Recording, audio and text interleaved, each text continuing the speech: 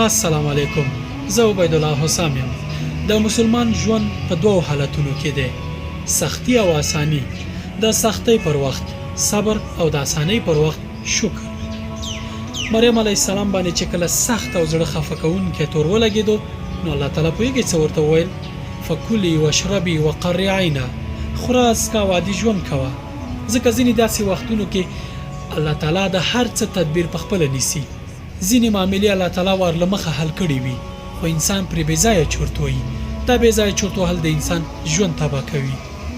له الله تعالی سره خپله معامله پاکه ساتئ، د بندګانو پروا مه کوئ.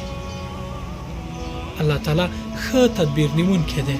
تقال العثار العظام به ويعود الهوى ككبش ذبيح بذكر الإله تطيب الحياة تسر أسارير وجه صبيح تسر أسارير